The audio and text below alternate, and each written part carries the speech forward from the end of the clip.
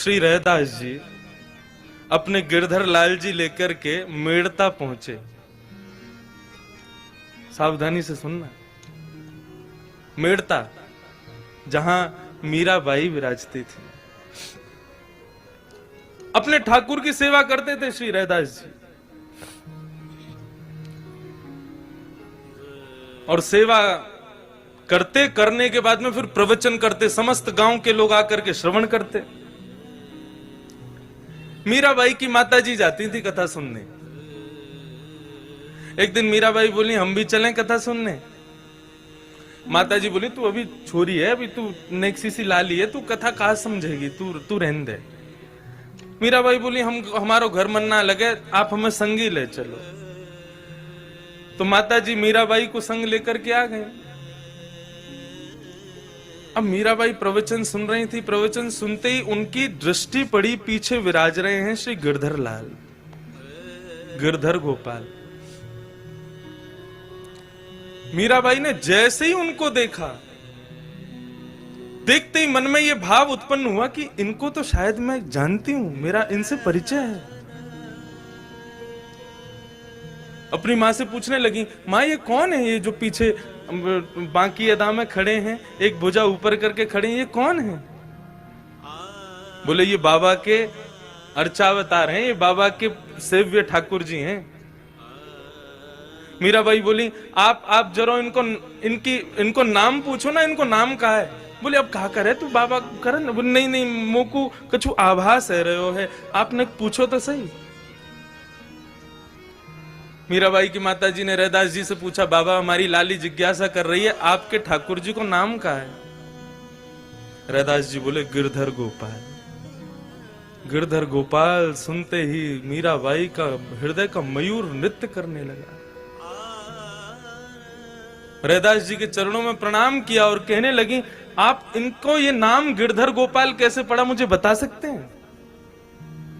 रहदास जी बोले इंद्र का मान बढ़ गया था, ब्रजवासी इतनी सेवा करते थे, तो उसके मान को घटाने के लिए और ब्रजवासियों की सेवा सद वस्तु को प्राप्त हो, सद स्थान पर लगे, उसके लिए श्री बालकृष्ण प्रभु ने नख पर धार लियो गिरिराज, नाम गिरधारी पायो है।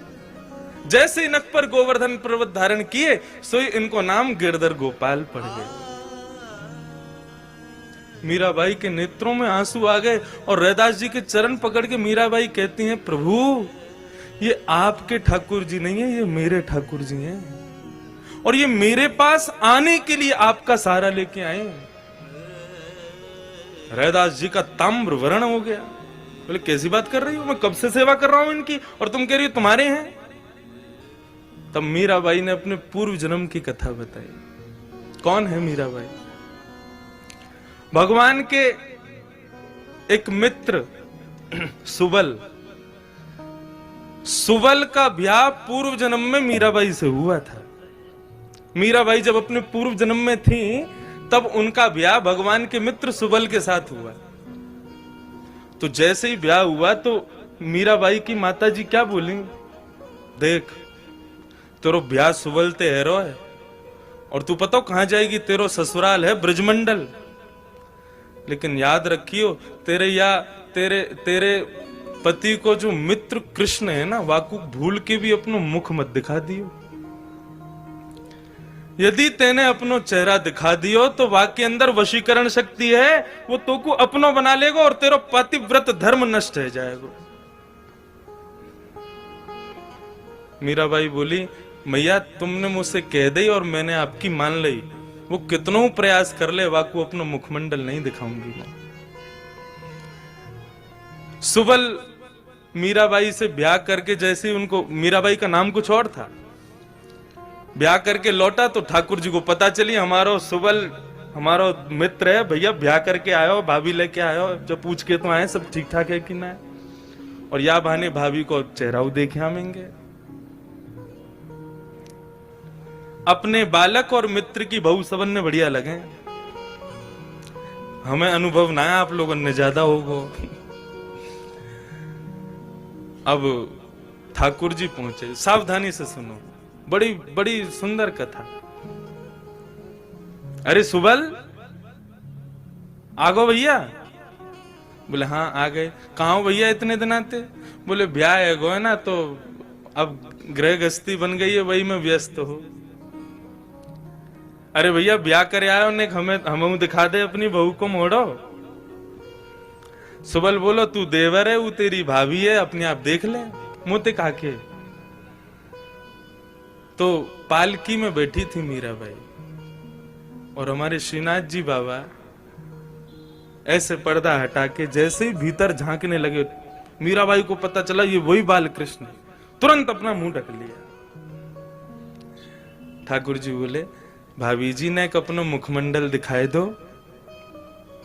मीराबाई ने मुंह खिला दिया, बोले नहीं दिखाएंगे।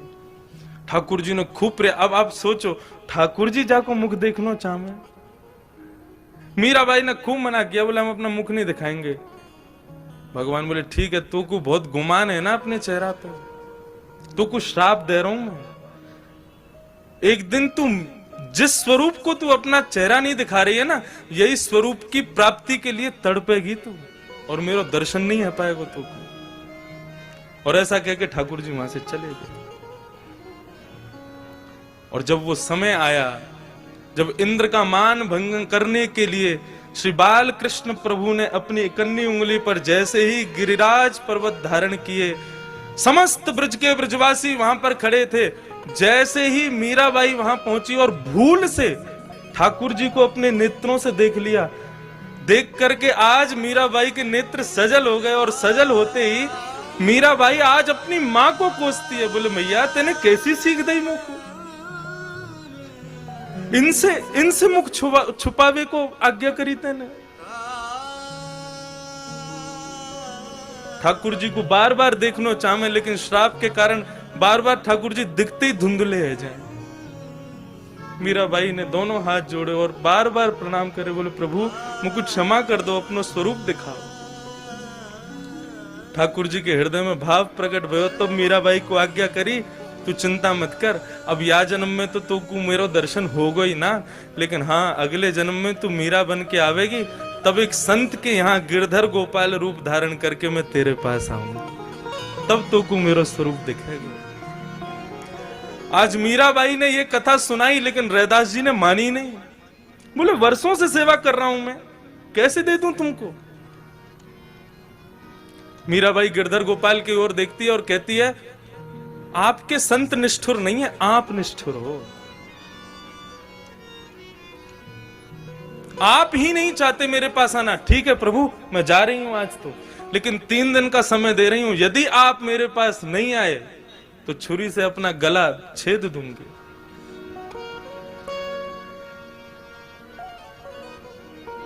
चली गई मीराबाई। 3 दिन व्यतीत हुए। 3 दिन बाद जैसे ही ठाकुर जी नहीं आते दिखे मीराबाई को, तुरंत छुरी लेकर के अपने गले पर रख के बैठी, लेकिन मां ने बहुत याचना करके उनको रोक लिया। मां ने कहा ऐसे तू या प्रकार से अपने शरीर को दुष्प्रहार ना कर सके।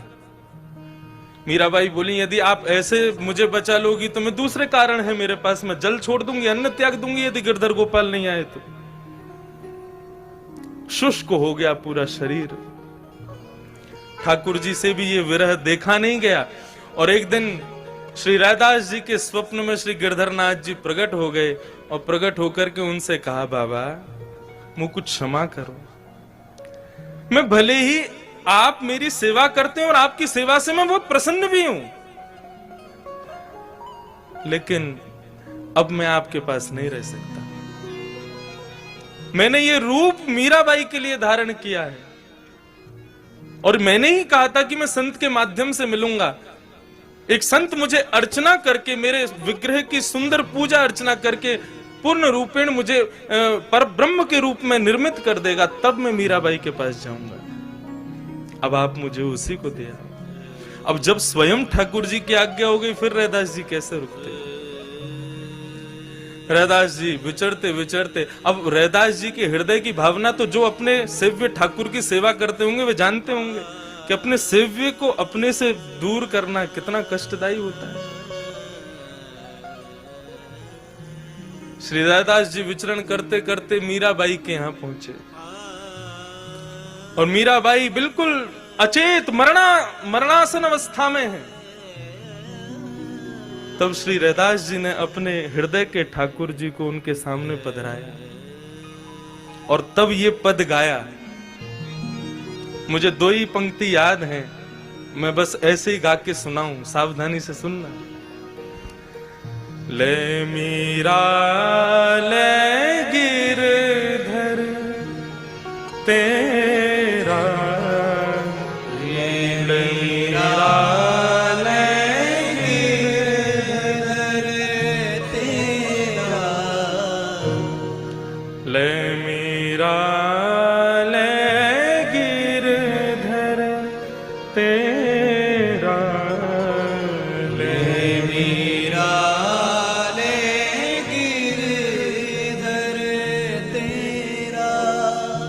सेवा पूर्ण भई अब मेरी, सेवा पूरी भई अब मेरी, सेवा पूर्ण भई अब मेरी, सेवा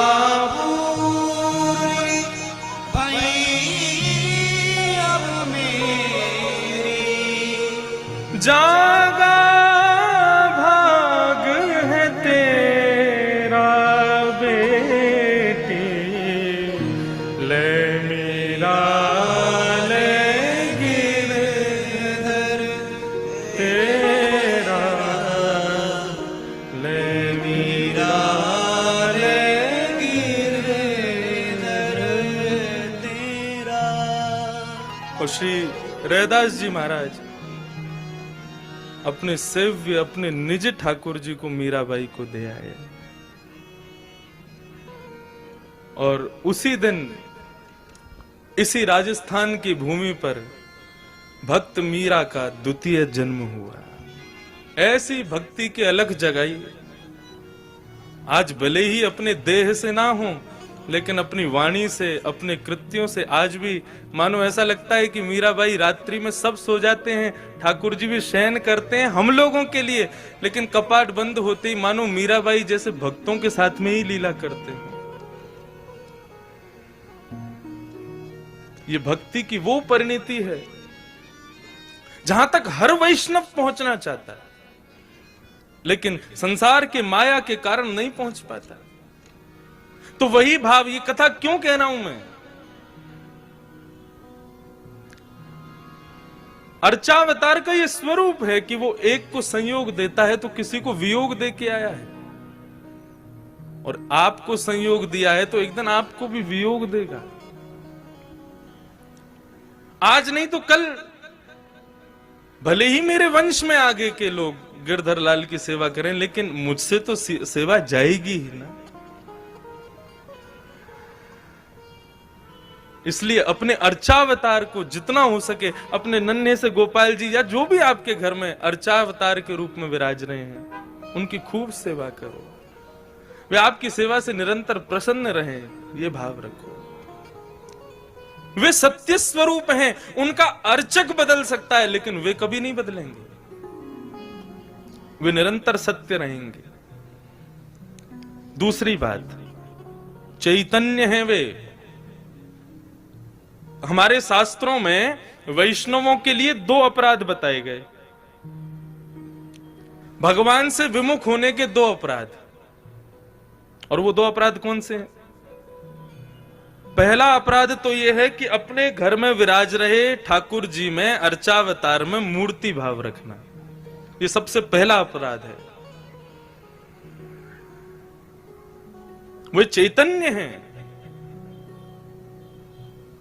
आपके हृदय का भाव ऐसा ही होना चाहिए कि जिस प्रकार मुझे भी सर्दी लगती है, मुझे भी गर्मी लगती है, मुझे भी भूख लगती है, पुष्टि क्या है? यही तो पुष्टि है।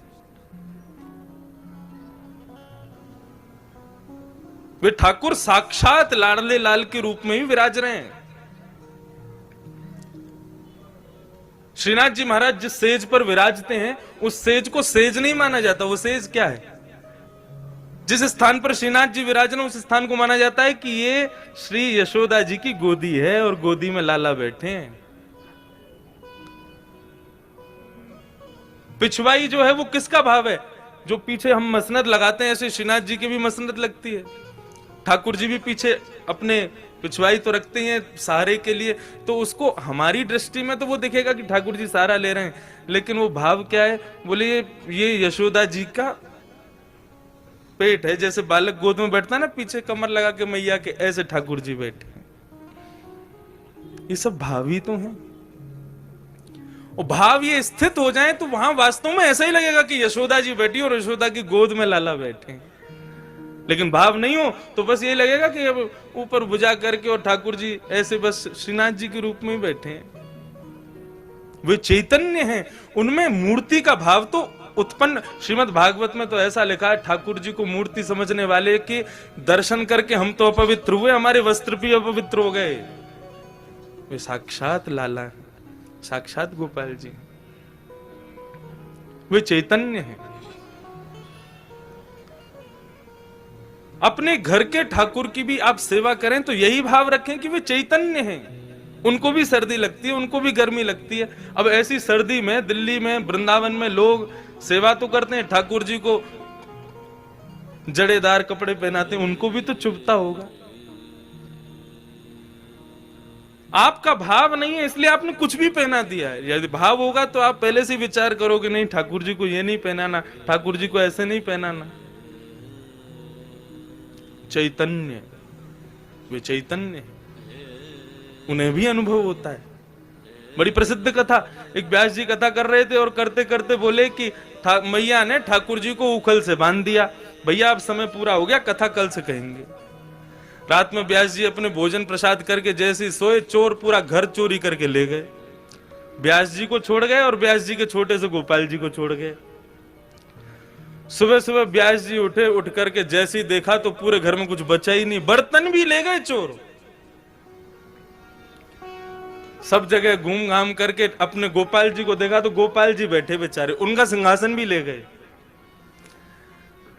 व्यास जी गोपाल जी के सामने बैठे और बैठ करके बोले, गला फाड़ फाड़ करके आपकी कथा सुनाते हैं पूरे विश्व को, सदैव आपकी सेवा करते हैं, आपके लिए भोग बनाते हैं, घर में कोई भी सामग्री आए पहले आपको प्रदान करते हैं। इतने परिश्रम से घर बनाया, सब सामग्री इकट्ठी करी, और कल रात को क्या थोड़ा सा थक के गहरी नींद में सो गया तो मेरी रक्षा भी नहीं की आपने। वैसे पूतना को मार दिया 6 दिन की उम्र में, अघासुर बकासुर धेनुकासुर सबको मार दिया। इतनी सामर्थ्य तो आप में 7 वर्ष की उम्र में ही आ गई। और जो व्यास आपकी वर्षों से सेवा कर रहा है, उसकी एक दिन बस थोड़ा सा, मैं किसी को बता थोड़ी रहा था, एक दिन मेरी रक्षा कर लेते, सब सामग्री बच जाती, क्या बिगड़ जाता आपका। तो जब इस भाव से बात की, आपके भीतर चैतन्यता आ जाए, आप ठाकुर जी से बोलने लग जाओ, तो वास्तव में आपको लगेगा ठाकुर जी उत्तर दे रहे हैं।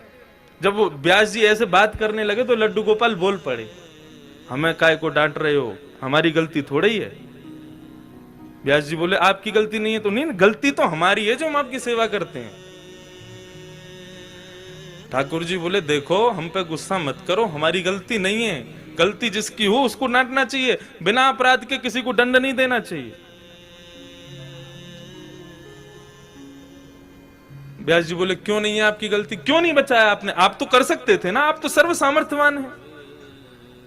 भगवान बोले, हम कर देते, लेकिन कल तुमने कथा में कहा था कि मैया ने हमको उखल में बांधा, हम तो उखल में बंद रहे थे, यदि खुले होते तो बचा लेते, बंद रहे थे हम तो। कहने का अभिप्राय, व्यास जी ने गोद में ले लिया ठाकुर जी को, हृदय से लगा लिया। आपका भाव स्थापित हो, वो चैतन्य स्वरूप है। एक वैष्णव नवनीत प्रिया जी गोपाल जी की सेवा करता था, लेकिन उसके घर में इतनी दैन्यता थी कि एक बार का भोजन ही 3 बार में पाया जाता था, दोबारा बनाने की सामग्री नहीं इकट्ठी हो पाती थी। अब उसका कोई एक मित्र आया, वो पैसे वाला, उसने आकर के उससे कहा, और भाई सब ठीक? बोले हाँ सब ठीक। बोले तुम्हारा दिन सुधर गए कि नहीं? बोले अब वैसे ही है भैया, क्या करें, एक समय अब रोटी बनती है, उसी से शाम तक का गुजारा होता है। बोले अच्छा तुम पूजा वूजा करते हो क्या? बोले हाँ। बोले किसकी करते हो? बोले गोपाल जी, नवनीत प्रिया जी, लड्डू गोपाल, इनकी पूजा करता हूं। हंसने लगा मित्र, इनकी सेवा करते हो? अरे ये भी बेचारे जब इनको पूतना मारने आई ना, स्तनों में विष लगा के, तो ये भी नेत्र बंद करके शंकर जी से मदद मांग रहे थे कि पूतना के स्तन के विष को तुम पी जाओ। अरे जो अपनी रक्षा स्वयं नहीं कर पाते, तुम्हारी रक्षा क्या करेंगे? इनसे बड़े शंकर जी हैं, शंकर जी को लियाओ, तुम उनकी सेवा शुरू कर दो। अब बेचारा मरता क्या नहीं करता, सब कर लेते हैं। शंकर जी ले आया दूसरे दिन, और नवनीत प्रिया जी, लड्डू गोपाल जी को दूर एक जगह टेबल पे बिठा दिया। बोले तुम्हारी सेवा अब हो गई, तुमने तो कुछ किया नहीं, अब इनकी करेंगे हम। अब शंकर जी की पूजा उसने शुरू कर दी। खूब रुद्राष्टाध्यायी से अभिषेक आदि सब करने के बाद में अगरबत्ती जला करके और त्रिपुंड लगा लिया। पहले तो ऊर्ध्वपुंड लगा रहा था, अब त्रिपुंड लगा करके ओम नमः शिवाय जप करने लगा। अब जैसे ही आंख खोल के देखा तो जो उसने अगरबत्ती जलाई थी उसका धुआं उड़ करके गोपाल जी के पास जा रहा था। अब वो धुआं है, वो तो कहीं भी जा सकता है। अब जैसे ही गोपाल जी के चारों तरफ उसने धुआं देखा तो ठाकुर जी के पास जाके क्या बोलता है, इतने वर्षों से सेवा कर रहा था, तब तो मेरी नहीं सुनी, आज दूसरे किसी को ले आया तो चिढ़ के मारे उसकी अगरबत्ती भी खुद ही सूंघ रहे हो। और ठाकुर जी को बोला तुमको यहां बैठने ही नहीं दूंगा, अलमारी में बंद करूंगा। जैसे ही ठाकुर जी को इस भाव से उठाया, ठाकुर जी प्रकट हो गए वहां पर, चरणों में गिर पड़ा। बोले महाराज आपने आज तक मुझे दर्शन नहीं दिए, शंकर जी के आती दर्शन कैसे हो गए? बोले देख ये भेद बुद्धि मत रख, मुझ में शंकर जी में कोई भेद नहीं है, और शंकर जी आए इसलिए दर्शन दिए ऐसा भी नहीं है। तो बोले क्यों किए, फिर क्यों दिए दर्शन आज आपने? बोले कल तक तुझे ये नहीं लगता था कि मेरी नांग सूंघती भी है, कल तक तुझे ये नहीं लगता था कि मुझे भी जलन हो सकती है, लेकिन आज तेरे भीतर ये भाव आया कि मैं चैतन्य हूं, ये अगरबत्ती मैं भी सूंघ रहा हूं, मुझ में भी एक जलनशीलता आई है, मतलब मैं साधारण मूर्ति नहीं, मैं चैतन्य हूं। जब तेरे हृदय में ये भाव आया तो मैं पीछे क्यों हटूं, मैं भी प्रकट हो गया, मैं भी क्यों मूर्ति तक रहूं? जब तू ही मुझे इतना ऊपर पहुंचा चुका है तो मैं भी प्रकट हो गया। तो ठाकुर जी का दूसरा स्वरूप भागवत कहती है चैतन्य। उनमें सदैव वही भाव रखो, ये चैतन्य है। एक बार को मंदिर में विराज रहे ठाकुर में हमारी चैतन्यता का भाव रहता है कि नहीं ये ठाकुर जी हैं, इनके सामने बेल्ट नहीं पहननी, इनके सामने जींस नहीं पहननी, इनके सामने ऐसे नहीं जाना। लेकिन अपने घर के ठाकुर के सामने भी हम लोगों के अंदर चैतन्यता का भाव तो रहता नहीं। 2 दिन के लिए उदयपुर में महाराज किसी का ब्याह हो रहा है हमारे परिवार में, और 2 दिन के लिए जाना है पूरे घर को। 80-80 हजार रुपए के सबने कपड़े बनवाए अपने, सब लोग जाएंगे ठाकुर जी के आगे मिश्री रख जाएंगे। बोले हम तो जा रहे हैं उदयपुर, वहीं ब्याह में रहेंगे, थोड़ा आनंद करेंगे, आप मिश्री का भोग लगाओ। तुम रह लोगे 2 दिन मिश्री पे? नहीं रह सकते। सब लोग इधर देखो, सावधानी से एक बात बता रहा हूं मैं, इस बात को समझ लेना। ये 24 अवतार तो ठाकुर जी के हैं ही हैं, ये 25वां अवतार जो अर्चा अवतार है, ये ठाकुर जी ने क्यों धारण किया? हमारे घर में ठाकुर जी अपनी सेवा कराने के लिए क्यों पधारे?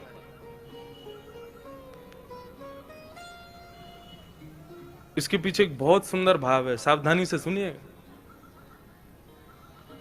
पूज्य गुरुदेव भी बैठे, उनसे भी निवेदन।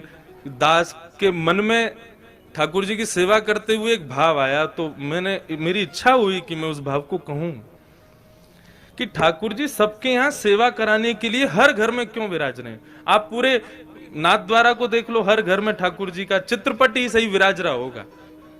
वृंदावन तो प्रसिद्ध है, घर घर तुलसी ठाकुर सेवा, दर्शन गोविंद जी को, अलीरी मोहे लागे वृंदावन नी को।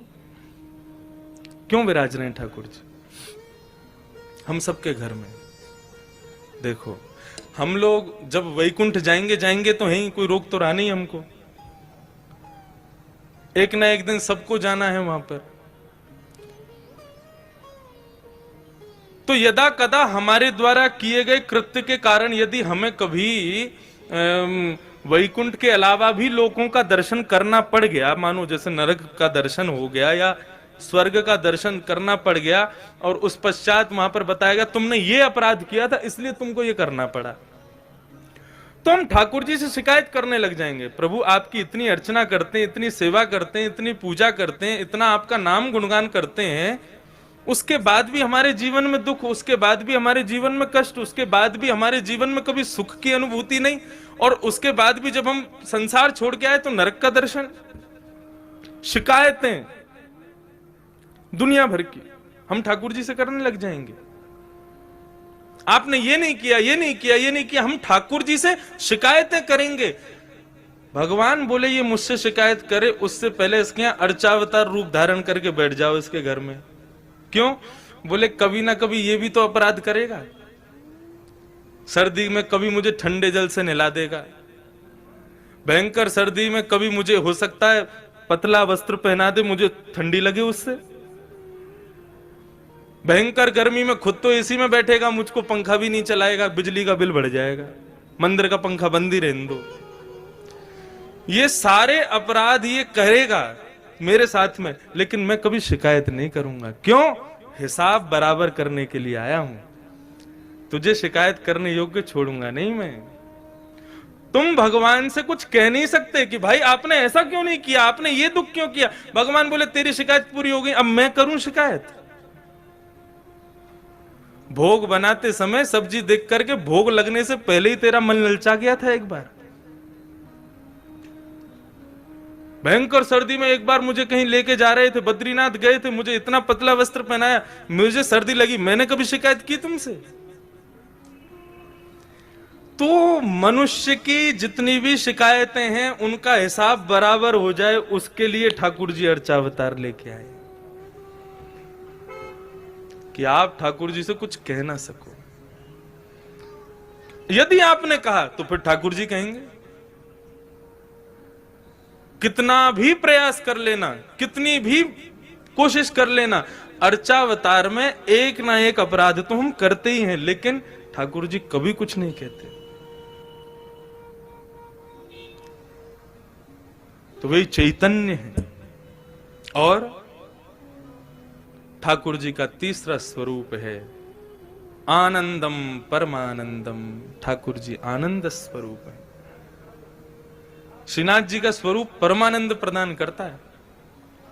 हमारे बाल कृष्ण प्रभु ने दुनिया भर के रूप धारण किए, कहीं पर बांसुरी बजा रहे हैं, श्री राधा वल्लभ जी में रोज ब्याह कर रहे हैं, बिहारी जी में नित्य मनोरथ कर रहे हैं, श्री गोपीनाथ गोविंद देव जयपुर में विराज रहे हैं, उनके भी अलग अलग रूप।